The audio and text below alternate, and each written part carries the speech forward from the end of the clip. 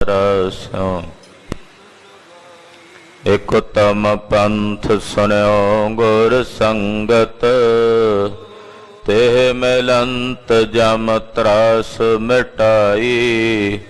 ਇਕ ਅਰਦਾਸ ਪਾਠ ਕੀਰਤ ਕੀ, ਗੁਰ ਰਾਮਦਾਸ ਰਾਖੋ। ਸੋ ਕਹੋ ਟਲ ਗੁਰ ਸੇਵੀਐ, ਅਹਨਸ ਸਹਜ। ਦਰਸ਼ਨ ਪਰਸੈ ਗੁਰੂ ਕੈ, ਜਨਮ ਮਰਨ ਹੋਵੈ ਸਿਫਤ ਖਸੰਬੰਦੀ। ਨੂਰ ਅਰਸਹ ਕੁਰ ਸਹ, ਤੁਧ ਡਿਠੇ ਸੱਚੇ ਪਾਤਸ਼ਾਹ। ਮਲ ਜਨਮ ਜਨਮ ਦੀ ਕਟਿਆ, ਸੱਜਣ ਸੱਚਾ ਪਾਤਸ਼ਾਹ। ਸਿਰ ਸਾਹਾਂਦੈ ਸਾਹੋ ਜਿਸ ਪਾਸ ਬੈਠਿਆ ਸੋਹੀਐ, ਸਭਨਾ ਦਾ ਵਿਸਾਹੋ। ਸਤਨਾਮ ਸ੍ਰੀ ਵਾਹਿਗੁਰੂ ਸਾਹਿਬ ਜੀਓ। ਸ਼ਲੋਕ ਮਹੱਲਾ ਪੰਜਵਾ। ਕਬੀਰ ਧਰਤੀ ਸਾਧਕੀ, ਤਸਕਰ ਵੈ ਸਹ ਗਾਹੇ। ਧਰਤੀ ਭਾਰ ਨਾ ਵਿਆਪਈ, ਉਨਕਾ ਲਾਹੂ ਲਾਹੇ। ਕਬੀਰ ਧਰਤੀ ਸਾਧਕੀ,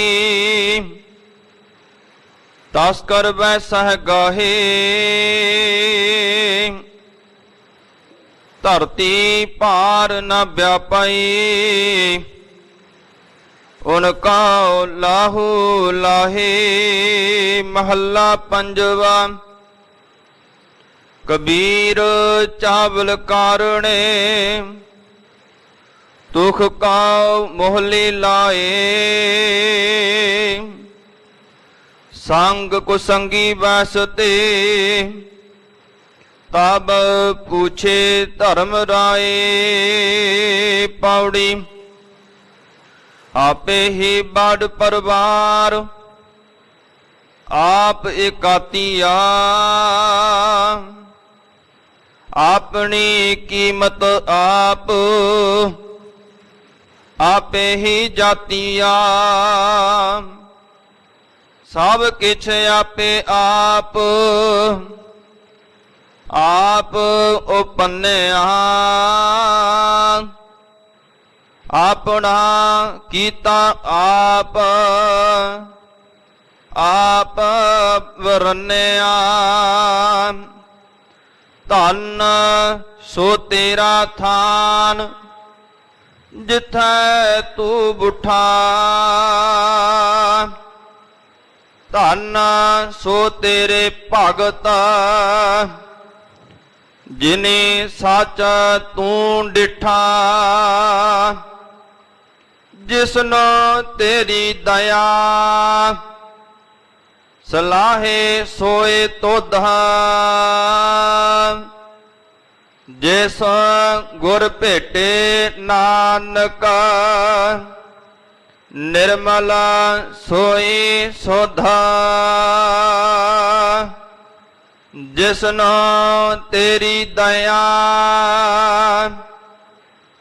ਸਲਾਹੇ ਸੋਏ ਤੋਧਾ। ਜਿਸ ਗੁਰ ਭੇਟੇ ਨਾਨਕ, ਨਿਰਮਲ ਸੋਈ ਸੋਧਾ। ਵਾਹਿਗੁਰੂ ਜੀ ਕਾ ਖਾਲਸਾ, ਵਾਹਿਗੁਰੂ ਜੀ ਕੀ ਫਤਿਹ। ਤੂੰ ਸੁਲਤਾਨ ਕਹਾ ਹੋ ਮੀਆਂ, ਤੇਰੀ ਕਬਨ ਬੜਾਈ। ਜੋ ਤੂੰ ਦੇਹ ਸੋ ਕਹਾ ਸੁਆਮੀ, ਮੈਂ ਮੂਰਖ ਕਹਿਣ ਨਾ ਜਾਈ। ਤੇਰੇ ਗੁਣ ਗਾਵਾਂ ਦੇਹ 부ਝਾਈ, ਜੈਸੇ ਸੱਚ ਮੈਂ ਰਹੂੰ ਰਜਾਈ। ਦਸਾਂ ਪਾਤਸ਼ਾਹੀਆਂ ਦੀ ਆਤਮਿਕ ਜਾਗਦੀ ਜੋਤ, ਹਾਜ਼ਰਾਂ ਹਜੂਰ ਜਹਰਾਂ ਜਹੂਰ ਸਤਿਗੁਰੂ ਸ੍ਰੀ ਗੁਰੂ ਗ੍ਰੰਥ ਸਾਹਿਬ ਜੀ ਮਹਾਰਾਜ ਜੀ ਦੀ ਪਵਿੱਤਰ ਪਾਵਨ ਹਜ਼ੂਰੀ 'ਚ ਅੰਮ੍ਰਿਤ ਵੇਲੇ ਦੇ ਸਜੇ ਹੋਏ ਸੱਚਖੰਡ ਦੀਵਾਨਾਂ 'ਚ ਇਕੱਤਰ ਹੋਈ, ਹਾਜ਼ਰੀਆਂ ਭਰ ਰਹੀ ਗੁਰੂ ਕੀ ਸਾਜੀ ਔਰ ਨਵਾਜੀ ਹੋਈ। ਗੁਰੂ ਕਾ ਖਾਸ ਰੂਪ ਗੁਰੂ ਖਾਲਸਾ ਸਾਧ ਸੰਗਤ ਜੀਓ, ਧੰਤਾ ਦੇ ਪਾਤਰ ਹੋ। ਅੰਮ੍ਰਿਤ ਵੇਲੇ ਤੋਂ ਗੁਰੂ ਚਰਨਾਂ 'ਚ ਜੁੜ ਕੇ ਆਪਣੇ ਜੀਵਨ ਦੀਆਂ ਘੜੀਆਂ ਸਤਿਗੁਰੂ ਜੀ ਦੇ ਲੇਖੇ ਲਾ ਕੇ ਸਫਲਾ ਔਰ ਸਕਾਰਤਾ ਕਰ ਰਹੇ ਹੋ। ਆਸਾ ਜੀ ਦੀ ਵਾਰ ਦੇ ਸ਼ਬਦ ਕੀਰਤਨ ਰਾਗੀ ਸਿੰਘਾਂ ਦੀ ਰਚਨਾ ਤੋਂ ਆਪ ਜੀ ਨੇ ਅਦਬ ਸਤਿਕਾਰ ਸਹਿਤ ਸਰਵਣ ਕੀਤੇ ਹਨ। ਸ੍ਰੀ ਮੁਖਵਾਕ ਅੰਮ੍ਰਿਤ ਵੇਲੇ ਪਾਤਸ਼ਾਹ ਨੇ ਬਖਸ਼ਿਸ਼ ਕੀਤੇ ਹਨ। ਆਓ ਕੁਝ ਸਮੇਂ ਲਈ ਸੁਰਤੀਆਂ ਬਿਰਤੀਆਂ ਇਕਾਗਰ ਕਰਕੇ ਸਤਿਗੁਰੂ ਜੀ ਦੇ ਸ਼ਬਦ ਦੀ ਵਿਚਾਰ ਨਾਲ ਜੁੜੀਏ। ਇਕਾਗਰਤਾ ਬਣਾਉਣ ਨਿਮਿਤ ਆਪਣੀ ਰਸਨਾ ਨੂੰ ਪਵਿੱਤਰ ਕਰਦੇ ਆਖੀਏ ਜੀ ਸਤਨਾਮ ਸ੍ਰੀ ਵਾਹਿਗੁਰੂ ਸਾਹਿਬ ਜੀ। ਸਤਨਾਮ ਸ੍ਰੀ ਵਾਹਿਗੁਰੂ ਸਾਹਿਬ ਜੀ। ਸ਼ਲੋਕ ਮਹੱਲਾ ਪੰਜਵਾ। ਕਬੀਰ ਧਰਤੀ ਸਾਧਕੀ, ਤਸਕਰ ਵੈਸਹਿ ਗਾਹੇ। ਸ਼ਲੋਕ ਪੰਜਵੇਂ ਪਾਤਸ਼ਾਹ ਧੰਨ ਗੁਰੂ ਅਰਜਨ ਦੇਵ ਸਾਹਿਬ ਜੀ ਮਹਾਰਾਜ ਜੀ ਦਾ ਉਚਾਰਨ ਕੀਤਾ ਹੋਇਆ ਰਾਮਕਲੀ ਦੀ ਵਾਰ ਦੇ ਵਿੱਚ ਇਹ ਪਾਵਨ ਪਵਿੱਤਰ ਸ਼ਲੋਕ ਹੈ। ਕਬੀਰ ਜੀ ਦੀ ਬਾਣੀ ਨਾਲ ਇੱਕ ਮਿਕਤਾ ਨੂੰ ਪ੍ਰਗਟ ਕਰਦਿਆਂ ਗੁਰਦੇਵ ਨੇ ਬਚਨ ਉਚਾਰਨ ਕੀਤੇ ਹਨ। ਇਹ ਦੋਵੇਂ ਸ਼ਲੋਕ ਜੋ ਰਾਮਕਲੀ ਦੀ ਵਾਰ ਵਿੱਚ ਅੱਜ ਸਤਿਗੁਰਾਂ ਨੇ ਸਾਨੂੰ ਬਖਸ਼ੇ ਨੇ, ਇਹ ਦੋ ਵੇਰੀ ਸ੍ਰੀ ਗੁਰੂ ਗ੍ਰੰਥ ਸਾਹਿਬ ਜੀ ਦੀ ਪਾਵਨ ਬਾਣੀ ਚ ਆਉਂਦੇ ਹਨ। ਦੂਸਰੀ ਵੇਰੀ ਇਹ ਪਾਵਨ ਸ਼ਲੋਕ ਕਬੀਰ ਜੀ ਦੇ ਸ਼ਲੋਕਾਂ ਦੇ ਨਾਲ ਸਤਿਗੁਰਾਂ ਨੇ ਉਚਾਰਨ ਕੀਤੇ ਹਨ। ਇਹ ਸਿੱਧ ਕਰਨ ਲਈ ਕਿ ਕਬੀਰ ਜੀ ਦੀ ਬਾਣੀ ਔਰ ਸਾਡੀ ਬਾਣੀ 'ਚ ਕਿਸੇ ਸਿੱਖ ਨੇ ਭੇਦ ਨਹੀਂ ਸਮਝਣਾ, ਵਖਰੇਵਾਂ ਨਹੀਂ ਸਮਝਣਾ, ਇੱਕ ਮਿਕ ਹੈ। ਏਕ ਓੰਕਾਰ ਤੋਂ ਲੈ ਕੇ 18 10 20 ਤੱਕ ਗੁਰੂ ਕੇ ਸਿੱਖ ਵਾਸਤੇ ਸਮੂਹ ਬਾਣੀ ਇੱਕੋ ਰੂਪ ਹੈ। ਭੇਦਵਾਦੀ ਦ੍ਰਿਸ਼ਟੀ ਨਾਲ ਕਿ ਰਵਿਦਾਸ ਜੀ ਦੀ ਬਾਣੀ ਹੈ, ਇਹ ਕਬੀਰ ਦੀ ਬਾਣੀ ਹੈ, ਇਹ ਭਗਤ ਬਾਣੀ ਵੱਖਰੀ ਹੈ, ਇਹ ਭੱਟਾਂ ਦੇ ਸਵਈਏ ਨੇ। ਹਾਂ, ਜਾਣਕਾਰੀ ਵਾਸਤੇ ਤਾਂ ਸਾਨੂੰ ਪਤਾ ਹੋਣਾ ਚਾਹੀਦਾ ਹੈ ਕਿ ਸ਼ਬਦ ਕਬੀਰ ਜੀ ਦਾ ਹੈ, ਫਰੀਦ ਜੀ ਦਾ ਹੈ, ਪਰ ਜਦੋਂ ਬਾਣੀ ਰੂਪ ਕਰਕੇ ਵੇਖਾਂਗੇ ਤਾਂ ਫਿਰ ਸਮੁੱਚੀ ਬਾਣੀ ਸ੍ਰੀ ਗੁਰੂ ਗ੍ਰੰਥ ਸਾਹਿਬ ਜੀ ਦੀ ਬਾਣੀ ਹੈ। ਇਹ ਭਾਵਨਾ ਗੁਰੂ ਕੇ ਸਿੱਖ ਦੇ ਹਿਰਦੇ ਵਿੱਚ ਰਹੇ, ਇਸ ਕਰਕੇ ਗੁਰਦੇਵ ਜੀ ਨੇ ਕਬੀਰ ਜੀ ਦਾ ਨਾਮ ਸੰਬੋਧਨ ਕਰਦਿਆਂ ਹੋਇਆ ਇਹ ਪਾਵਨ ਪਵਿੱਤਰ ਸ਼ਲੋਕ ਉਚਾਰਨ ਕੀਤੇ ਹਨ। ਸੰਬੋਧਨ ਕਬੀਰ ਜੀ ਨੂੰ ਕਰ ਰਹੇ ਨੇ। ਕਬੀਰ ਧਰਤੀ ਸਾਧ ਕੀ, ਆ ਜਿਹੜੀ ਧਰਤੀ ਹੈ, ਇਸ ਧਰਤੀ ਤੇ ਰਾਜ ਕਰਨ ਵਾਲੀ ਬਿਰਤੀ ਦੇ ਲੋਕ ਸਾਧੂ ਬਿਰਤੀ ਦੇ ਹੋਣੇ ਚਾਹੀਦੇ ਸਨ। ਜਿਹੜੇ ਰਾਜ ਕਰਦੇ ਨੇ, ਰਾਜੇ ਨੇ, ਉਹਨਾਂ ਦੀ ਬਿਰਤੀ 'ਚ ਸਾਧਪੁਣਾ ਹੋਣਾ ਚਾਹੀਦਾ ਹੈ। ਪਰ ਸਾਧਪੁਣਾ ਹੋਣ ਦੀ ਬਜਾਏ ਪਾਤਸ਼ਾਹ ਕਹਿੰਦੇ ਸਾਧੂ ਦੀ ਰਾਜ ਬਿਰਤੀ ਧਰਮੀ ਰਾਜ ਕਰਨ ਦੀ ਬਜਾਏ ਇੱਥੇ ਚੋਰ ਬਿਰਤੀ ਦੇ ਰਾਜੇ ਜਿਹੜੇ ਨੇ ਉਹ ਆ ਕੇ ਬੈਠ ਗਏ ਨੇ ਤੇ ਰਾਜ ਕਰਨ ਲੱਗ ਪਏ ਨੇ। ਇਹ ਧਰਤੀ ਧਰਮੀ ਰਾਜਿਆਂ ਦੇ ਰਾਜ ਕਰਨ ਵਾਸਤੇ ਸੀ, ਪਰ ਧਰਮੀ ਰਾਜੇ ਸਮਾਪਤ ਹੋ ਗਏ ਨੇ। ਕਲੀ ਕਾਲ ਦਾ ਸਮਾਂ ਚੋਰ ਰਾਜੇ ਆ ਕੇ ਇਹਦੇ ਵਿੱਚ ਰਾਜ ਕਰਨ ਲੱਗ ਪਏ ਨੇ, ਜਿਨ੍ਹਾਂ ਦੀ ਬਿਰਤੀ ਚੋਰਾਂ ਵਾਲੀ ਹੈ। ਇੱਕ ਦਾ ਹੱਕ ਖੋਹ ਕੇ ਇੱਕਾ ਦੁੱਕਾ ਵਿਅਕਤੀਆਂ ਦੇ ਪੇਟ ਭਰੀ ਜਾਣੇ, ਉਹਦੇ ਵਾਸਤੇ ਲੱਖਾਂ ਤੇ ਕਰੋੜਾਂ ਲੋਕਾਂ ਦੇ ਗਲ ਕੱਟਣੇ ਪੈਣ, ਕੋਈ ਗੱਲ ਨਹੀਂ। ਕੁਝ ਕੁ ਵਿਅਕਤੀਆਂ ਨੂੰ ਪਾਲਣੇ ਵਾਸਤੇ ਲੱਖਾਂ ਨੂੰ ਭੁੱਖਾ ਮਾਰਨਾ ਪੈ ਜੇ, ਕੋਈ ਗੱਲ ਨਹੀਂ। ਇਹੋ ਜਿਹੀ ਚੋਰ ਬਿਰਤੀ ਦੇ ਰਾਜੇ ਧਰਤੀ ਤੇ ਰਾਜ ਕਰ ਰਹੇ ਨੇ, ਔਰ ਸਮਝਦੇ ਨੇ ਕਿ ਸਾਡਾ ਰਾਜ ਇਸ ਧਰਤੀ ਤੇ ਸदैव ਹੀ ਰਹਿਣਾ, ਅਸੀਂ ਇੱਥੇ ਸਦਾ ਹੀ ਰਾਜੇ ਬਣ ਕੇ ਰਹਿਣਾ। ਪਰ ਗਰੀਬ ਨਵਾਜ ਅਗਲੀ ਪੰਕਤੀ 'ਚ ਸਪਸ਼ਟ ਕਰਦੇ ਹਨ, ਧਰਤੀ ਭਾਰ ਨ ਵਿਆਪਈ, ਓਨ ਕਾਉ ਲਾਹੂ ਲਾਹੇ। ਇਹੋ ਜਿਹੇ ਜਿਹੜੇ ਚੋਰ ਰਾਜੇ ਰਾਜ ਕਰ ਰਹੇ ਨੇ, ਉਹ ਸਮਝਦੇ ਨੇ ਵੀ ਅਸੀਂ ਬਹੁਤ ਵੱਡੇ ਆ, ਪ੍ਰਬਲ ਹਾਂ। ਪਰ ਮਹਾਰਾਜ ਜੀ ਕਹਿੰਦੇ ਧਰਤੀ ਨੂੰ ਇਹੋ ਜਿਹੇ ਵੱਡਿਆਂ ਵੱਡਿਆਂ ਰਾਜਿਆਂ ਦਾ ਕੋਈ ਭਾਰ ਨਹੀਂ ਵਿਆਪਦਾ। ਉਹ ਤਾਂ ਇਹਦੇ ਤੋਂ ਵੀ ਵੱਡੇ ਵੱਡੇ ਰਾਜੇ, ਜਿਨ੍ਹਾਂ ਦੇ ਰਥਾਂ ਦੇ ਪਹੀਆਂ ਨਾਲ ਦਰਾੜਾਂ ਪੈ ਕੇ 7 ਸਮੁੰਦਰ ਬਣ ਗਏ, ਰਾਜੇ ਮਾਨ ਧਾਤਾ ਵਰਗੇ, ਦਲੀਪ ਵਰਗੇ ਰਾਜੇ, ਧਰਤੀ ਨੇ ਤਾਂ ਉਹਨਾਂ ਦੇ ਲਾਹੂ ਲਾ ਕੇ ਆਪਣੇ ਵਿੱਚ ਗਰਕ ਕਰ ਲਿਆ, ਆਪਣੇ 'ਚ ਮਿਲਾ ਲਿਆ। ਤੇ ਤੁਸੀਂ ਕੌਣ ਹੋ? ਕਿੱਡੇ ਕਿੱਡੇ ਵੱਡੇ ਰਾਜੇ ਇਸ ਧਰਤੀ ਤੇ ਹੋਏ। ਧਰਤੀ ਤੇ ਰਾਜ ਕਰਨ ਵੇਲੇ ਸੋਚਦੇ ਸਨ ਬਸ ਅਸੀਂ ਹਾਂ, ਪਰ ਧਰਤੀ ਨੂੰ ਉਹਨਾਂ ਦਾ ਭਾਰ ਨਹੀਂ ਵਿਆਪਿਆ, ਉਹਨਾਂ ਦੇ ਲਾਹੂ ਲਾ ਦਿੱਤੇ। ਆਪਾਂ ਜਿਵੇਂ ਕਹਿ ਦਿੰਦੇ ਲਾਹੂ ਲਾ ਦਿੱਤੇ, ਯਾਨੀ ਕਿ ਉਹਨਾਂ ਦਾ ਨਾਸ਼ ਕਰਕੇ ਉਹਨਾਂ ਨੂੰ ਆਪਣੇ ਵਿੱਚ ਸਮੇਟ ਲਿਆ, ਆਪਣੇ 'ਚ ਗਰਕ ਕਰ ਲਿਆ।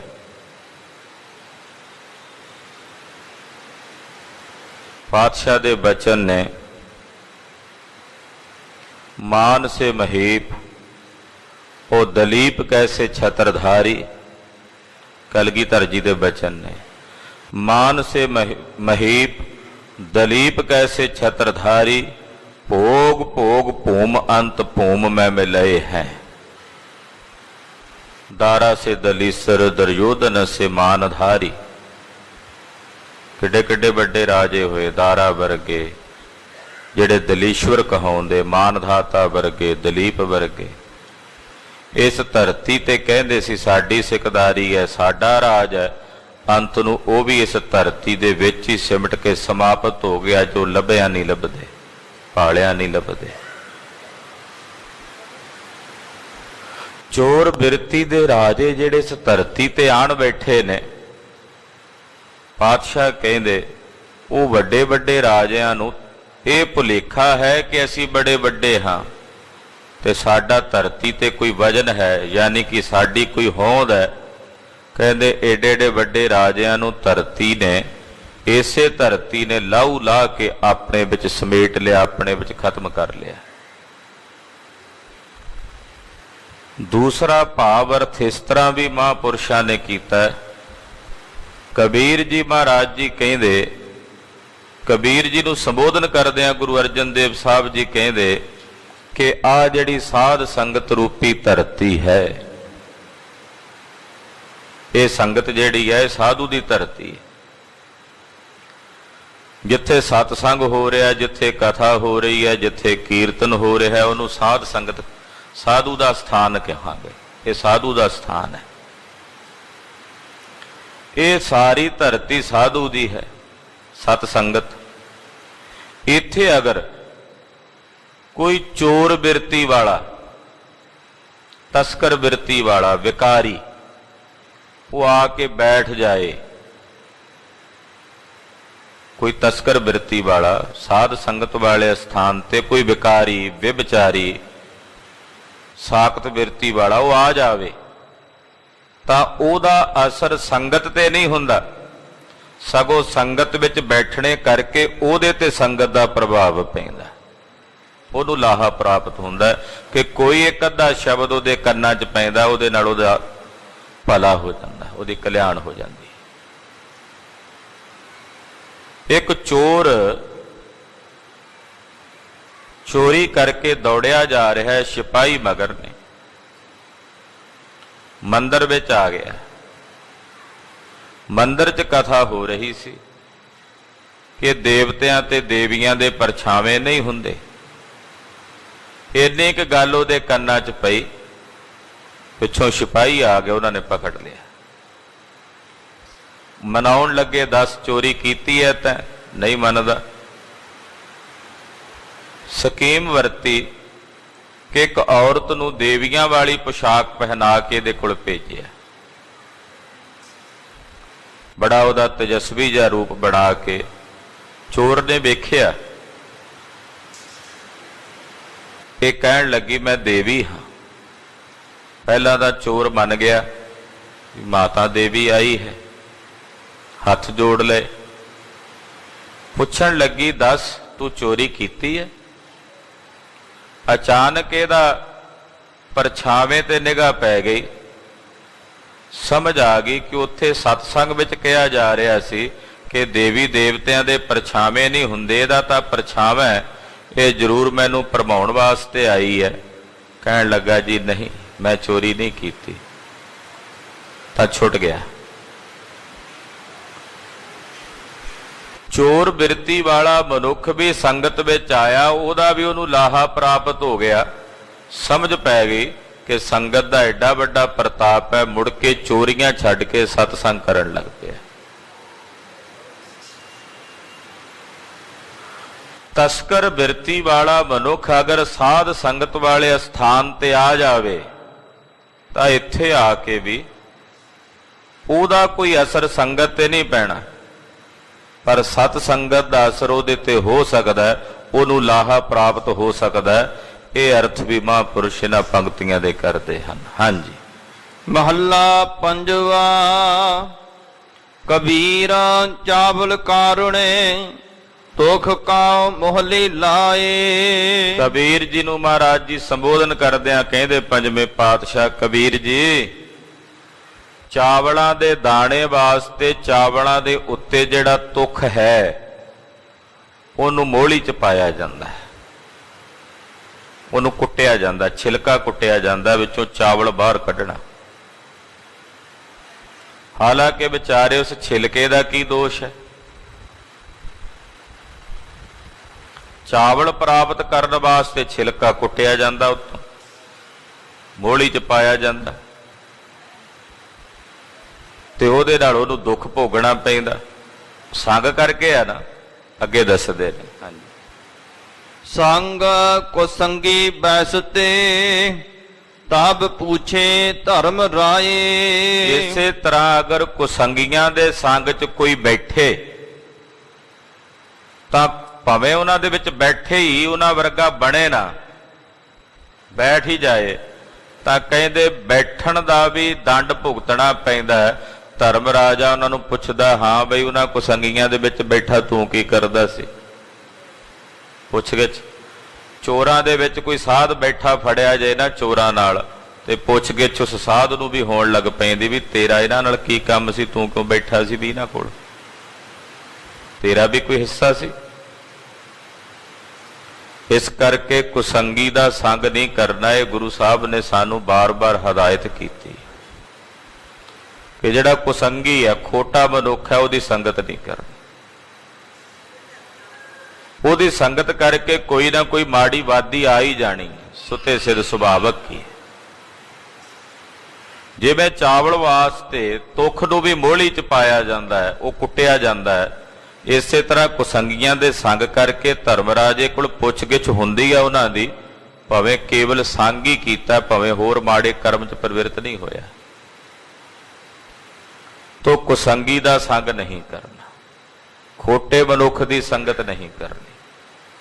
ਉਹਦੀ ਸੰਗਤ ਮਨ ਦੇ ਉੱਤੇ ਅਸਰ ਪਾਉਂਦੀ ਹੈ। ਇਸ ਕਰਕੇ ਪਾਤਸ਼ਾਹ ਕਹਿੰਦੇ ਅਗਰ ਕੋਈ ਸਾਖਤ ਦਿਸ ਵੀ ਜਾਏ, ਦੁਰਜਨ ਦਿਸ ਵੀ ਜਾਏ, ਤਾਂ ਉਹਨੂੰ ਵੇਖ ਕੇ ਦੂਰੋਂ ਭੱਜ ਜਾ, ਉਹਦੇ ਨਾਲ ਬੈਠਣ ਦੀ ਬਜਾਏ ਦੂਰੋਂ ਹੀ ਉਹਦੇ ਤੋਂ ਕਿਨਾਰਾ ਕਰ ਲੈ। ਹਾਂਜੀ। ਪੌੜੀ ਆਪੇ ਹੀ ਬਾੜ ਪਰਵਾਰ ਆਪ ਏਕਾਤੀਆ। ਪੌੜੀ ਮਹਾਰਾਜ ਪੰਜਵੇਂ ਪਾਤਸ਼ਾਹ ਧੰਨ ਗੁਰੂ ਅਰਜਨ ਦੇਵ ਸਾਹਿਬ ਜੀ ਉਚਾਰਦੇ ਹਨ, ਆਪੇ ਹੀ ਵੱਡ ਪਰਿਵਾਰ।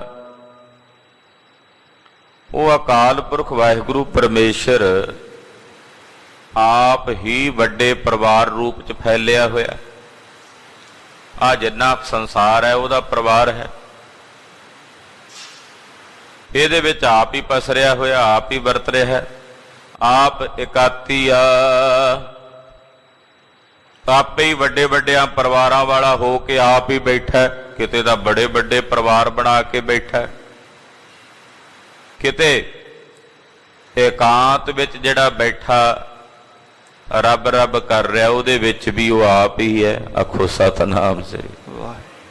ਕਿਤੇ ਬੜੇ ਵੱਡੇ ਪਰਿਵਾਰ ਵਾਲਾ ਹੋ ਕੇ ਆਪ ਹੀ ਬੈਠਾ ਹੈ, ਤੇ ਕਿਤੇ ਬਿਲਕੁਲ ਹੀ ਇਕਾਂਤ ਵਿੱਚ ਕਿਸੇ ਬਨ ਵਿੱਚ ਕਿਸੇ ਜੰਗਲ ਵਿੱਚ ਕਿਸੇ ਇਕਾਂਤ ਵਾਲੀ ਥਾਂ ਤੇ ਜਾ ਕੇ ਬੈਠਾ ਹੈ, ਤੇ ਉਹ ਵੀ ਉਹ ਆਪ ਹੀ ਹੈ।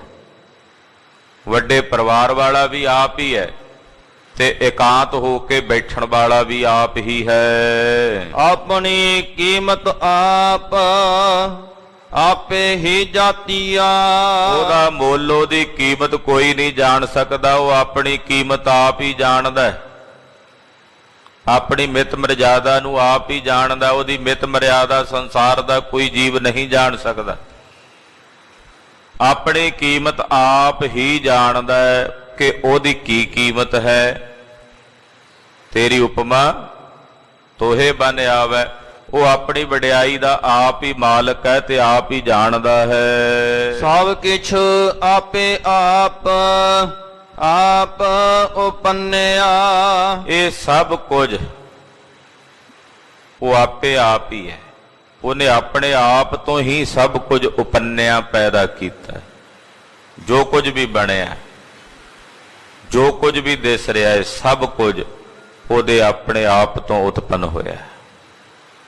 ਜਦੋਂ ਉਹਨੇ ਆਖਿਆ ਮੈਂ ਇੱਕ ਤੋਂ ਬਹੁ ਰੂਪ ਹੋਵਾਂ, ਤਾਂ ਸਭ ਕੁਝ ਉਸੇ ਵਿੱਚੋਂ ਪੈਦਾ ਹੋ ਗਿਆ, ਉਸੇ ਵਿੱਚੋਂ ਹੀ ਸਭ ਕੁਝ ਬਣ ਗਿਆ। ਜਿਵੇਂ ਜਾਲਾ ਬਣਦਾ ਹੈ ਤੇ ਉਹ ਮੱਕੜੀ ਦੇ ਵਿੱਚੋਂ ਹੀ ਪੈਦਾ ਹੁੰਦਾ ਹੈ। ਮੱਕੜੀ ਉਸ ਜਾਲੇ ਦਾ ਨਿਮਿਤ ਕਾਰਨ ਵੀ ਹੈ ਔਰ ਉਸ ਜਾਲੇ ਦਾ ਉਪਾਦਾਨ ਕਾਰਨ ਵੀ ਹੈ। ਘੜਾ ਬਣਦਾ ਮਿੱਟੀ ਦਾ, ਮਿੱਟੀ ਦੇ ਘੜੇ ਦਾ ਉਪਾਦਾਨ ਕਾਰਨ ਹੈ ਮਿੱਟੀ ਜਿਹਦੇ ਤੋਂ ਬਣਿਆ, ਪਰ ਉਹਨੂੰ ਬਣਾਉਣ ਵਾਲਾ ਉਹਦਾ ਘੁਮਿਆਰ ਉਹਦਾ ਨਿਮਿਤ ਕਾਰਨ ਹੈ। ਡੰਡਾ ਚੱਕਰ ਉਹ ਵੱਖਰੇ ਨੇ, ਉਹਦੇ ਤੋਂ ਘੜੇ ਦੇ ਵਿੱਚ ਨਹੀਂ ਮਿਲੇ ਹੋਏ।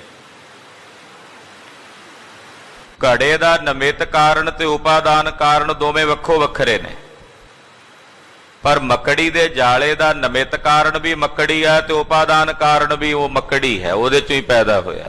ਇਉਂ ਇਹ ਸੰਸਾਰ ਦਾ ਨਿਮਿਤ ਕਾਰਨ ਵੀ ਉਹ ਅਕਾਲ ਪੁਰਖ ਵਾਹਿਗੁਰੂ ਆਪ ਹੈ ਔਰ ਉਪਾਦਾਨ ਕਾਰਨ ਵੀ ਉਹ ਖੁਦ ਨਿਰੰਕਾਰ ਅਕਾਲ ਪੁਰਖ ਵਾਹਿਗੁਰੂ ਆਪ ਹੈ।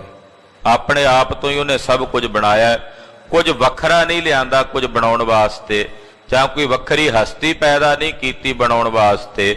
ਉਹਨੇ ਆਪਣੇ ਆਪ ਤੋਂ ਹੀ ਸਭ ਕੁਝ ਪੈਦਾ ਕੀਤਾ ਤੇ ਆਪ ਹੀ ਨਿਮਿਤ ਕਾਰਨ ਹੈ ਤੇ ਉਪਾਦਾਨ ਕਾਰਨ ਵੀ ਆਪ ਹੈ। ਇਸ ਕਰਕੇ ਕਹਿੰਦੇ ਆਪ ਉਪੰਨਿਆ। ਉਹਨੇ ਆਪ ਹੀ ਆਪਣੇ ਆਪ ਤੋਂ ਇਹ ਸਭ ਕੁਝ ਉਪੰਨਿਆ ਪੈਦਾ ਕੀਤਾ ਹੈ। ਆਪਣਾ ਕੀਤਾ ਆਪ ਆਪ ਬ੍ਰਹਮਿਆ। ਉਹਦਾ ਆਪਣਾ ਹੀ ਕੀਤਾ ਹੋਇਆ ਸਭ ਕੁਝ, ਉਹ ਆਪ ਹੀ ਕਰਤਾ ਪੁਰਖ ਹੈ ਔਰ ਆਪਣਾ ਹੀ ਉਹਦਾ ਸਭ ਕੁਝ ਕੀਤਾ ਹੋਇਆ। ਆਪ ਵਰਨਿਆ, ਆਪਣੇ ਆਪ ਨੂੰ ਵਰਣਨ ਵੀ ਆਪ ਹੀ ਕਰਦਾ ਹੈ। ਜਿਤਨੇ ਵਰਣਨ ਹੋ ਰਹੇ ਨੇ ਉਸ ਦੇ ਸੰਬੰਧ ਵਿੱਚ ਵਿਆਖਿਆ ਹੋ ਰਹੀ ਹੈ, ਕਥਾ ਹੋ ਰਹੀ ਹੈ। ਅਕਾਲ ਪੁਰਖ ਦੇ ਸਵਰੂਪ ਦਾ ਵਰਣਨ ਕਰਨ ਵਾਸਤੇ ਪੁਸਤਕਾਂ ਲਿਖੀਆਂ ਜਾ ਰਹੀਆਂ, ਕਿਤਾਬਾਂ ਲਿਖੀਆਂ ਗਈਆਂ, ਧਰਮ ਗ੍ਰੰਥ ਲਿਖੇ ਜਾ ਰਹੇ ਨੇ, ਹੋਰ ਵੀ ਅੱਗੇ ਲਿਖੇ ਜਾਣਗੇ। ਪਰਮੇਸ਼ਰ ਦੇ ਸਰੂਪ ਨੂੰ ਵਰਣਨ ਕਰਨ ਵਾਲਾ ਕੋਈ ਉਹਦੇ ਤੋਂ ਵੱਖਰਾ ਨਹੀਂ, ਉਹ ਆਪ ਹੀ ਜਿਹਦੇ ਵਿੱਚ ਬੈਠਦਾ ਆਪਣੀ ਚੇਤਨਾ ਦਿੰਦਾ ਹੈ ਔਰ ਆਪਣੇ ਆਪ ਨੂੰ ਵਰਣਨ ਵੀ ਆਪ ਖੁਦ ਕਰਦਾ ਹੈ। ਕੋਈ ਵੱਖਰਾ ਨਹੀਂ ਉਹਨੂੰ ਵਰਣਨ ਕਰਨ ਵਾਲਾ, ਉਹਦੀ ਵਿਆਖਿਆ ਕਰਨ ਵਾਲਾ। ਉਹਦੇ ਵਿੱਚ ਜਿਹੜਾ ਵਿਆਖਿਆ ਕਰ ਰਿਹਾ, ਵਰਣਨ ਕਰ ਰਿਹਾ, ਉਹਦੇ ਵਿੱਚ ਵੀ ਤਾਂ ਉਸੇ ਦੀ ਚੇਤਨਾ ਤਦੇ ਤਾਂ ਵਰਣਨ ਹੋ ਰਿਹਾ। ਇਸ ਕਰਕੇ ਉਹ ਆਪ ਹੀ ਆਪਣੇ ਆਪ ਨੂੰ, ਵਰਨਿਆਂ ਦਾ ਮਤਲਬ ਹੁੰਦਾ ਵੀ ਵਰਣਨ ਕਰ ਰਿਹਾ, ਆਪਣੀ ਵਿਆਖਿਆ ਆਪ ਹੀ ਕਰ ਰਿਹਾ ਹੈ। ਧੰਨ ਸੋ ਤੇਰਾ ਥਾਨ ਜਿਥੈ ਤੂੰ ਬੁਠਾ। ਇਹ ਮੇਰੇ ਵਾਹਿਗੁਰੂ ਜੀ ਉਹ ਸਥਾਨ ਧੰਨ ਹੈ ਜਿੱਥੇ ਤੁਸੀਂ ਵਸਦੇ ਹੋ, ਜਿੱਥੇ ਤੁਸੀਂ ਰਹਿੰਦੇ ਹੋ। ਉਹ ਥਾਂ ਧਨ ਹੈ, ਉਹ ਅਸਥਾਨ ਧਨ ਹੈ ਜਿੱਥੇ ਮਹਾਰਾਜ ਜੀ ਤੁਸੀਂ ਵਸਦੇ ਹੋ। ਆ ਸਾਧ ਸੰਗਤ ਵਿੱਚ ਪ੍ਰਤੱਖ ਰੂਪ ਚ ਵਸਦੇ ਹਨ। ਇਸ ਕਰਕੇ ਸਾਧ ਸੰਗਤ ਨੂੰ ਸੰਬੋਧਨ ਕਰਦਿਆਂ ਕਹਿੰਦੇ ਇਹ ਸਾਧ ਸੰਗਤ ਵਾਲਾ ਸਥਾਨ ਧਨ ਹੈ ਜਿੱਥੇ ਵਾਹਿਗੁਰੂ ਜੀ ਤੁਸੀਂ ਪ੍ਰਤੱਖ ਰੂਪ ਦੇ ਵਿੱਚ ਵਸਦੇ ਹੋ। ਗੁੱਠਾ ਦਾ ਮਤਲਬ ਹੁੰਦਾ ਵਸਣਾ, ਗੁੱਠਾ ਦਾ ਮਤਲਬ ਵਰਸਣਾ ਵੀ ਹੁੰਦਾ ਤੇ ਗੁੱਠਾ ਦਾ ਮਤਲਬ ਵਸਣਾ ਵੀ ਹੁੰਦਾ।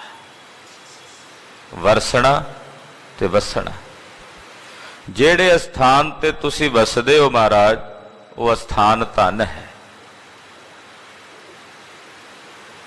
ਅਸਥਾਨ ਜਿੱਥੇ ਜਿੱਥੇ ਸ੍ਰੀ ਗੁਰੂ ਗ੍ਰੰਥ ਸਾਹਿਬ ਜੀ ਦਾ ਪ੍ਰਕਾਸ਼ ਹੈ, ਗੁਰੂ ਕੇ ਸਿੱਖ ਵਾਸਤੇ ਉਹ ਅਸਥਾਨ ਮਹਾਨ ਹੈ ਜਿੱਥੇ ਗੁਰੂ ਗ੍ਰੰਥ ਸਾਹਿਬ ਜੀ ਵਸਦੇ ਹੈ।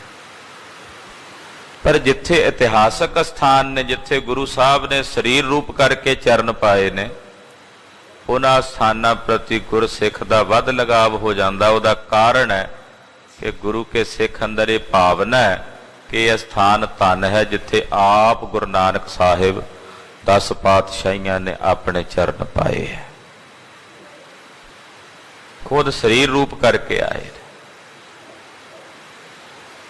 ਇਸ ਕਰਕੇ ਉਹ ਸਥਾਨ ਗੁਰੂ ਕੇ ਸਿੱਖ ਵਾਸਤੇ ਅਦਿਕ ਪ੍ਰਿਆ ਹੋ ਜਾਂਦੇ ਹਨ। ਵੈਸੇ ਸਾਰੇ ਸਥਾਨ ਜਿੱਥੇ ਗੁਰੂ ਗ੍ਰੰਥ ਸਾਹਿਬ ਦਾ ਪ੍ਰਕਾਸ਼ ਹੈ, ਗੁਰੂ ਕੇ ਸਿੱਖ ਲਈ ਉੱਤਮ ਸਥਾਨ ਹੈ, ਉਹ ਸਥਾਨ ਧਨ ਹੈ। ਮਹਾਰਾਜ ਜੀ ਜਿੱਥੇ ਤੁਸੀਂ ਵਸਦੇ ਹੋ ਉਹ ਅਸਥਾਨ ਧਨ ਹੈ। ਧਨ ਸੋ ਤੇਰੇ ਭਗਤ ਜਿਨੀ ਸੱਚ ਤੋਂ ਡਿਠਾ। ਮਹਾਰਾਜ ਜੀ ਤੇਰੇ ਉਹ ਭਗਤ ਧਨ ਨੇ ਜਿਨ੍ਹਾਂ ਨੇ ਹੇ ਸੱਚ ਸਰੂਪ ਵਾਹਿਗੁਰੂ ਜੀ ਤੈਨੂੰ ਵੇਖਿਆ, ਜਿਨ੍ਹਾਂ ਨੇ ਤੇਰੇ ਦਰਸ਼ਨ ਕੀਤੇ ਨੇ, ਉਹ ਭਗਤ ਵੀ ਧਨ ਨੇ। ਕਬੀਰ ਜੀ, ਰਵਿਦਾਸ ਜੀ, ਨਾਮਦੇਵ ਜੀ ਨੇ ਕਹਿੰਦੇ 72 ਵਾਰੀ ਪਰਮਾਤਮਾ ਦੇ ਪ੍ਰਤੱਖ ਦਰਸ਼ਨ ਕੀਤੇ। ਉਹਨਾਂ ਦੀ ਭਗਤ ਮਾਲਾ ਵਿੱਚ, ਉਹਨਾਂ ਦੀ ਜੀਵਨੀ ਵਿੱਚ ਜ਼ਿਕਰ ਆਉਂਦਾ। ਵੈਸੇ ਤਾਂ ਉਹਨਾਂ ਦੀ ਦ੍ਰਿਸ਼ਟੀ 'ਚ ਸਰਬ ਥਾਈਂ ਬ੍ਰਹਮ ਉਹਨਾਂ ਨੂੰ ਨਜ਼ਰ ਆਉਂਦਾ ਕਿ ਸਾਰਿਆਂ ਵਿੱਚ ਹੀ ਪਰਮੇਸ਼ਰ ਹੈ। ਜਦੋਂ ਕਹਿੰਦੇ ਸਭੈ ਘਟ ਰਾਮ ਬੋਲੇ, ਪਰ 72 ਵਾਰੀ ਉਹਨਾਂ ਨੇ ਪ੍ਰਤੱਖ ਦਰਸ਼ਨ ਕੀਤੇ ਪਰਮੇਸ਼ਰ ਦੇ।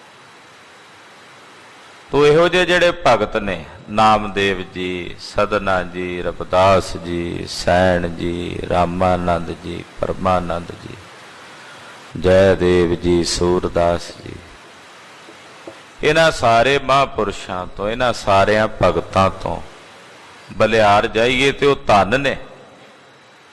ਬਾਬਾ ਬੁੱਢਾ ਸਾਹਿਬ ਜੀ, ਭਾਈ ਗੁਰਦਾਸ ਜੀ, ਭਾਈ ਕਨਈਆ ਜੀ, ਜਿਨ੍ਹਾਂ ਆਪਣੇ ਸੱਚੇ ਸਾਹਿਬ ਦੇ ਦਰਸ਼ਨ ਕੀਤੇ। ਧਨ ਸੋ ਤੇਰੇ ਭਗਤ, ਤੇਰੇ ਉਹ ਭਗਤ ਧਨ ਹਨ ਜਿਨੀ ਸੱਚ ਤੂੰ ਡਿਠਾ, ਜਿਨ੍ਹਾਂ ਨੇ ਹੇ ਸੱਚ ਸਰੂਪ ਵਾਹਿਗੁਰੂ ਜੀ ਤੈਨੂੰ ਡਿਠਾ ਦਾ ਮਤਲਬ ਤੈਨੂੰ ਵੇਖਿਆ, ਉਹ ਧਨ ਨੇ। 6ਵੇਂ ਪਾਤਸ਼ਾਹ ਗੁਰੂ ਹਰਗੋਬਿੰਦ ਸਾਹਿਬ ਮੇਰੀ ਪੀਰੀ ਦੇ ਮਾਲਕ ਸਤਿਗੁਰੂ ਜੀ ਕਸ਼ਮੀਰ ਗਏ ਮਾਈ ਭਾਗ ਭਰੀ ਨੂੰ ਦਰਸ਼ਨ ਦੇਣ। ਪਾਤਸ਼ਾਹ ਨੇ ਉੱਥੇ ਟਿਕਾਣਾ ਕੀਤਾ। ਨੇੜੇ ਹੀ ਕੁਝ ਦੂਰੀ ਤੇ ਸਤਿਗੁਰਾਂ ਦਾ ਇੱਕ ਅਨੰਨ ਸੇਵਕ ਰਹਿੰਦਾ, ਭਾਈ ਕੱਟੂ ਸ਼ਾਹ, ਬੜਾ ਪਿਆਰਾ ਗੁਰਦੇਵ ਦਾ। ਉੱਥੋਂ ਸੰਗਤ ਲੰਘਦੀ ਸੀ। ਅਕਸਰ ਦੁਪਹਿਰ ਦਾ ਸਮਾਂ ਭਾਈ ਕੱਟੂ ਸ਼ਾਹ ਦੇ ਘਰ ਦੇ ਨਾਲ ਉਹਨਾਂ ਨੇ ਜਗ੍ਹਾ ਬਣਾਈ ਹੋਈ, ਆਉਂਦੀ ਜਾਂਦੀ ਸੰਗਤ ਦੇ ਠਹਿਰਨ ਦਾ ਪ੍ਰਬੰਧ ਕੀਤਾ ਹੋਇਆ।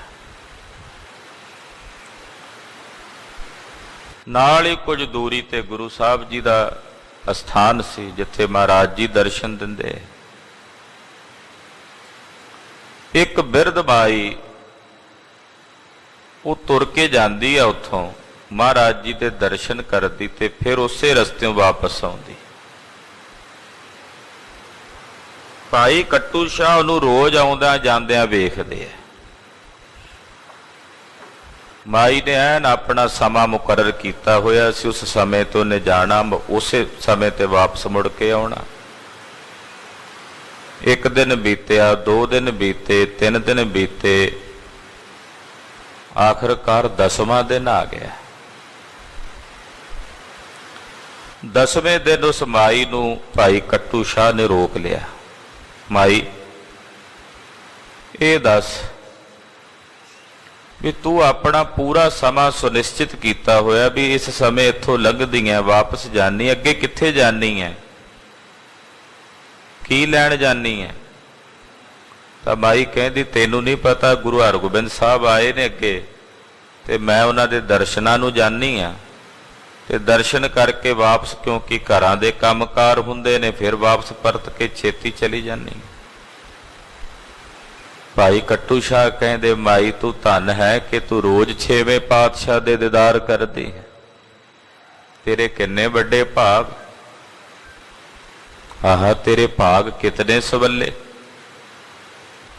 ਇਹ ਦੱਸ ਉਹਨਾਂ ਦੇ ਦਰਸ਼ਨ ਕਿਵੇਂ ਕਰੀਦੇ ਨੇ? ਕਿ ਭਾਈ ਕੱਟੂ ਸ਼ਾਹ ਨੂੰ ਇਹਦੀ ਜਾਣਕਾਰੀ ਨਹੀਂ ਕਿ ਦਰਸ਼ਨ ਕਿਵੇਂ ਕਰੀਦੇ ਨੇ? ਤਾਂ ਜਾਣਦੇ ਸੀ, ਫਿਰ ਵੀ ਪੁੱਛਦੇ। ਮਾਈ ਇਹ ਦੱਸ ਉਹਨਾਂ ਦੇ ਦਰਸ਼ਨ ਕਿਵੇਂ ਕਰੀਦੇ ਨੇ?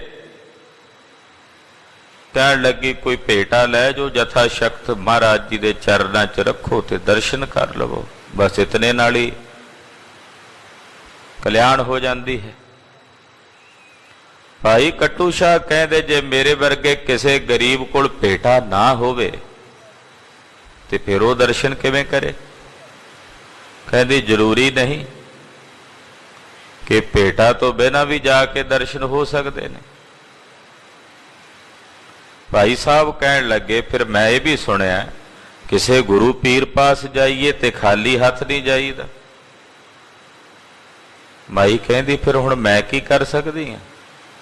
ਨਾ ਮਾਈ, ਤੂੰ ਮੇਰੇ ਤੇ ਤਰਸ ਕਰ ਸਕਦੀ? ਮਾਈ ਕਹਿੰਦੀ, ਮੇਰੇ ਕੋਲ ਜੋ ਸੀ ਉਹ ਮੈਂ ਭੇਟਾ ਕਰ ਆਈ ਹਾਂ, ਹੁਣ ਮੇਰੇ ਕੋਲ ਵੀ ਕੁਝ ਨਹੀਂ ਹੈ, ਮੇਰੇ ਹੱਥ ਖਾਲੀ ਨੇ। ਭਾਈ ਕੱਟੂ ਸ਼ਾਹ ਜੀ ਕਹਿੰਦੇ, ਨਹੀਂ ਮਾਈ, ਤੇਰੇ ਕੋਲ ਹਾਲੇ ਵੀ ਬੜੀ ਅਮੋਲਕ ਦਾਤ ਹੈ, ਤੂੰ ਮੈਨੂੰ ਦੇ ਸਕਦੀ ਹੈ। ਉਹ ਕਹਿੰਦੀ, ਮੈਂ ਤੈਨੂੰ ਝੂਠ ਥੋੜੀ ਬੋਲਣਾ ਸੀ, ਜੇ ਹੁੰਦਾ ਕੁਝ ਤਾਂ ਦੱਸ ਦਿੰਦੀ, ਆਹ ਵੇਖ ਮੇਰੇ ਖਾਲੀ ਹੱਥ ਨੇ। ਭਾਈ ਕੱਟੂ ਸ਼ਾਹ ਜੀ ਫਿਰ ਕਹਿੰਦੇ, ਮਾਈ ਤੂੰ ਬੜੀ ਕਿਰਪਾ ਕਰ ਸਕਦੀ ਆ, ਥੋੜੀ ਜਿਹੀ ਖਿਝ ਗਈ, ਕੀ ਕਰ ਸਕਦੀ ਆ ਮੈਂ? ਤੇ ਭਾਈ ਕੱਟੂ ਸ਼ਾਹ ਜੀ ਕਹਿੰਦੇ, ਤੂੰ ਧੰਨ ਹੈ ਮਾਈ ਕਿ ਆਪਣੇ ਇਹਨਾਂ ਨੇਤਰਾਂ ਨਾਲ, ਆਪਣੀਆਂ ਇਹਨਾਂ ਅੱਖਾਂ ਨਾਲ ਤੂੰ 10 ਵਾਰ ਗੁਰੂ ਹਰਗੋਬਿੰਦ ਸਾਹਿਬ ਦੇ ਦਰਸ਼ਨ ਕੀਤੇ ਨੇ। ਤੇਰੀਆਂ ਇਹ ਅੱਖਾਂ, ਤੇਰੇ ਨੇਤਰ ਇਤਨੇ ਪਾਵਨ ਹੋ ਗਏ ਨੇ, ਬਸ ਇੱਕ ਵਾਰ ਮੇਰੇ ਵੱਲ ਆਪਣੇ ਇਹਨਾਂ ਨੇਤਰਾਂ ਦੇ ਨਾਲ ਦਇਆ ਦ੍ਰਿਸ਼ਟੀ ਕਰਕੇ ਵੇਖ ਲੈ, ਮੇਰਾ ਇਤਨੇ ਨਾਲ ਹੀ ਪਾਰ ਉਤਾਰਾ ਹੋ ਜਾਏਗਾ, ਕਿਉਂਕਿ ਤੇਰੇ ਨੇਤਰ ਧੰਨ ਹੋ ਗਏ। ਤੂੰ ਇਹਨਾਂ ਨੇਤਰਾਂ ਨਾਲ ਜਾ ਕੇ ਗੁਰੂ ਦੇ ਦਰਸ਼ਨ ਕੀਤੇ ਨੇ, ਤੂੰ ਧੰਨ ਹੈ। ਪਾਤਸ਼ਾਹ ਕਹਿੰਦੇ, ਧੰਨ ਸੋ ਤੇਰੇ ਭਗਤ ਜਿਨੀ ਸੱਚ ਤੂੰ ਡਿਠਾ, ਜਿਨ੍ਹਾਂ ਨੇ ਇਹ ਸੱਚ ਸਰੂਪ ਵਾਹਿਗੁਰੂ ਜੀ ਤੁਹਾਨੂੰ ਵੇਖਿਆ, ਤੁਹਾਡੇ ਦਰਸ਼ਨ ਕੀਤੇ ਨੇ, ਤੇਰੇ ਉਹ ਭਗਤ ਧੰਨ ਹਨ। ਆ ਕਿਉਂ ਜੋੜੇ ਘਰਾਂ ਦੇ ਵਿੱਚ ਸੰਗਤ ਆਈ ਹੋਈ, ਸੰਗਤ ਦੇ ਚਰਨਾਂ ਦੇ ਜੋੜਿਆਂ ਨੂੰ ਕਿੰਨੇ ਸਤਿਕਾਰ ਨਾਲ ਸੇਵਾ ਕਰਦੇ, ਲੰਗਰਾਂ ਦੇ ਵਿੱਚ ਕਿਤਨੇ ਅਦਬ ਨਾਲ ਜੂਠੇ ਬਰਤਨ ਮਾਂਜਦੇ ਨੇ। ਇਹ ਕਿਉਂ? ਇਸ ਕਰਕੇ ਕਿ ਧੰਨ ਨੇ ਸਾਰੇ ਜਿਹੜੇ ਸਤਿਗੁਰੂ 9ਵੇਂ ਪਾਤਸ਼ਾਹ ਦੇ ਦਰਬਾਰ ਵਿੱਚ ਗੁਰੂ ਗ੍ਰੰਥ ਸਾਹਿਬ ਜੀ ਦੇ ਦਰਸ਼ਨ ਪਰਸਣ ਆਏ ਨੇ, ਸਭ ਧੰਨ ਨੇ। ਇਹ ਭਾਵਨਾ ਅਦਬ ਨਾਲ ਕਿਸੇ ਨੂੰ ਭੋਜਨ ਛਕਾ ਰਹੇ ਨੇ, ਕਿਤੇ ਜਲ ਛਕਾ ਰਹੇ ਨੇ, ਇਹੀ ਭਾਵਨਾ ਨਾ ਕਿ ਇਹ ਸਭ ਧੰਨ ਨੇ ਜਿਹੜੇ ਆ ਕੇ ਸਤਿਗੁਰਾਂ ਦੇ ਦਰਸ਼ਨ ਕਰ ਰਹੇ ਨੇ, ਧੰਨ ਨੇ। ਹੇ ਵਾਹਿਗੁਰੂ, ਤੇਰੇ ਭਗਤ ਧੰਨ ਨੇ ਜਿਨੀ ਸੱਚ ਤੂੰ ਡਿਠਾ, ਹੇ ਸੱਚ ਸਰੂਪ ਜਿਨ੍ਹਾਂ ਨੇ ਤੈਨੂੰ ਵੇਖਿਆ, ਉਹ ਤੇਰੇ ਭਗਤ ਧਨ ਹਨ। ਜਿਸਨੋ ਤੇਰੀ ਦਇਆ ਸਲਾਹੇ ਸੋਏ ਤੁਧ। ਵਾਹਿਗੁਰੂ ਜੀ, ਜਿਨ੍ਹਾਂ ਤੇ ਤੇਰੀ ਦਇਆ ਹੈ, ਜਿਨ੍ਹਾਂ ਤੇ ਤੁਸੀਂ ਆਪਣਾ ਤਰਸ ਕਰਦੇ ਹੋ, ਉਹੀ ਤੁਹਾਨੂੰ ਸਲਾਹੁੰਦੇ ਆ। ਤੁਹਾਡੀ ਵਡਿਆਈ, ਤੁਹਾਡੀ ਸਿਫਤ ਉਹੀ ਕਰਦੇ ਨੇ ਜਿਨ੍ਹਾਂ ਤੇ ਤੁਸੀਂ ਆਪਣੀ ਦਇਆ ਕਰਦੇ ਹੋ। ਜਿਸਨੋਂ ਤੇਰੀ ਦਇਆ, ਜਿਸ ਤੇ ਤੇਰੀ ਦਇਆ ਹੈ, ਉਹੀ ਤੁਹਾਨੂੰ ਸਲਾਹੁੰਦੇ ਨੇ, ਉਹੀ ਤੁਹਾਡੀ ਆਰਾਧਨਾ ਕਰਦੇ ਹਨ। ਜਿਸਾ ਗੁਰ ਭੇਟੇ ਨਾਨਕ ਨਿਰਮਲ ਸੋਈ ਸੁਧ। ਧੰਨ ਗੁਰੂ ਅਰਜਨ ਦੇਵ ਸਾਹਿਬ ਕਹਿੰਦੇ, ਹੇ ਪ੍ਰਭੂ, ਜਿਨ੍ਹਾਂ ਨੂੰ ਤੁਸੀਂ ਮਿਲਦੇ ਹੋ ਉਹ ਨਿਰਮਲ ਹੋ ਜਾਂਦੇ ਨੇ, ਉਹ ਸ਼ੁੱਧ ਹੋ ਜਾਂਦੇ ਨੇ। ਉਹ ਪ੍ਰਾਣੀ ਨਿਰਮਲ ਨੇ, ਉਹ ਪ੍ਰਾਣੀ ਸ਼ੁੱਧ ਨੇ, ਪਵਿੱਤਰ ਨੇ ਮਹਾਰਾਜ, ਜਿਨ੍ਹਾਂ ਨੂੰ ਤੁਸੀਂ ਮਿਲਦੇ ਹੋ। ਜਿਨ੍ਹਾਂ ਨੂੰ ਭੇਟੇ ਦਾ ਮਤਲਬ ਹੁੰਦਾ ਮਿਲਣਾ, ਜਿਨ੍ਹਾਂ ਨੂੰ ਤੁਸੀਂ ਮਿਲੇ ਉਹ ਸ਼ੁੱਧ ਹੋ ਗਏ, ਉਹ ਪਵਿੱਤਰ ਹੋ ਗਏ, ਪਾਵਨ ਹੋ ਗਏ।